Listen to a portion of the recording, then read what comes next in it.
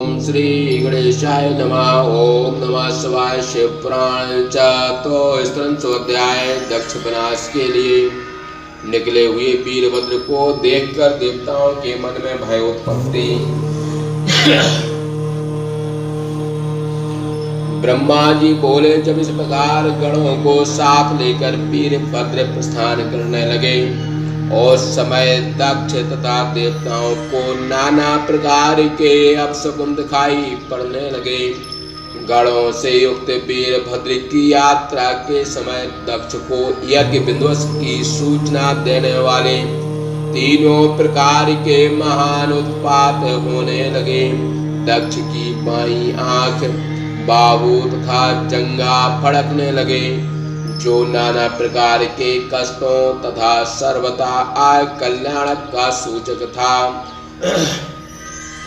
दक्ष के यज्ञ स्थल में ही भूकंप होने लगा। स्यों दक्ष को मध्याह्न काल में ही अनेक अद्भुत नक्षत्र आकाश में दिखाई पड़ने लगे।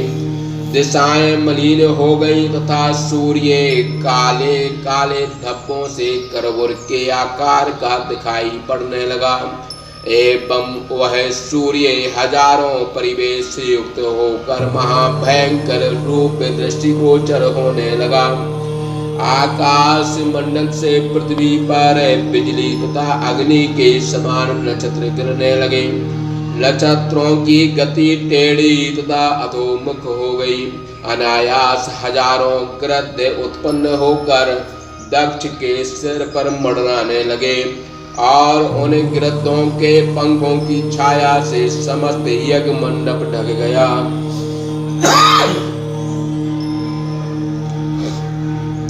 यज्ञ भूमि में स्यार तथा नेत्रक पक्षी शब्द करने लगे। आकाश मंडल में श्वेत पृष्ठों की उल्का वृष्टि होने लगी। धूल की वर्षा करते हुए वायु बड़े तीक्ष्ण गति से चलने लगे। टिड्डियां सर्वत्र उड़ने लगी तथा सारा संसार वायु के झोंके से प्रकंपित होने लगा। जिस नवीन यज्ञ मंडप को देवताओं ने तथा स्यों दक्ष ने अद्भुत कला कौशल के साथ निर्माण किया था, वह यज्ञ मंडप पवन के वेग से ऊपर ही ऊपर उड़ गया। दक्षादि सभी देवगण रुधिर का और हड्डी युक्त मांस खंड का पवन करने लगे। समस्त दीपक इस प्रकार कांप उठे मानो वायु के वेग से कंपित हो रहे हों। चराचर जगत के सभी जीव शास्त्रों से घायल हुए के समान दुखी हो गए। जिस प्रकार वन में प्रभात काल होने पर कमलों पर तुषार की वर्षा हुई हो, उसी प्रकार शब्द करते हुए बाष्प की वर्षा होने लगी।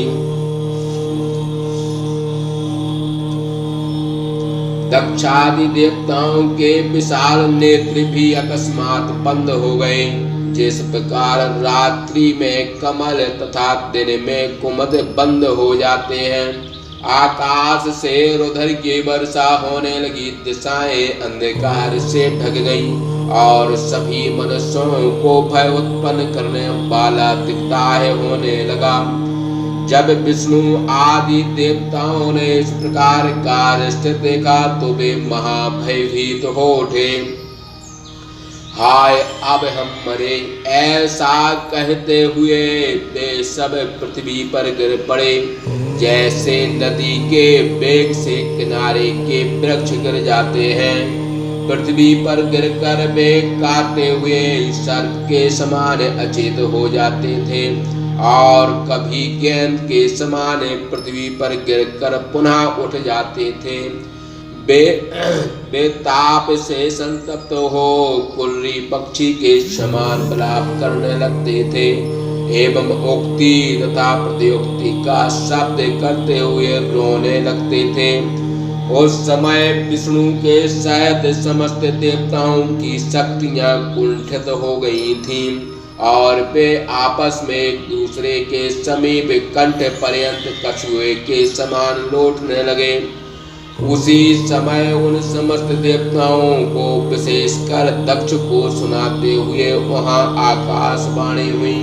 आकाशवाणी बोली, हे दक्ष, तू महामूर्ख एवं पापी है, तेरे जन्म को धिक्कार है। अब तुम्हें शिव जी के द्वारा जो घोर संकट पड़ने वाला है, जिसका निवारण करने वाला कोई नहीं है। हाँ, खेद है कि इस यज्ञ में जो देवता आए हुए हैं उन्हें भी महादारुण दुख प्राप्त होगा, इसमें संशय नहीं। ब्रह्मा जी बोले, इस प्रकार की आकाशवाणी को सुनकर तथा अपने सामने होते हुए अपसपनों को देखकर दक्ष तथा देवगण अत्यंत दुखी हुए और चित्त से व्यग्र होकर कांपता हुआ दक्ष लक्ष्मीपति भगवान विष्णु की शरण में गया। वह अचेत तथा भयभीत होकर विष्णु को प्रणाम कर उनकी स्तुति करने लगा और भक्त वत्सल भगवान विष्णु से बोला, इस प्रकार से तत्वी भाषा टीका सहित से महापुराण के अंतर्गत द्वितीय रुद्र संहिता के द्वितीय सती खंड में अपशकुन दर्शन नामक 34वां अध्याय समाप्त। बोले शंकर भगवान की जय।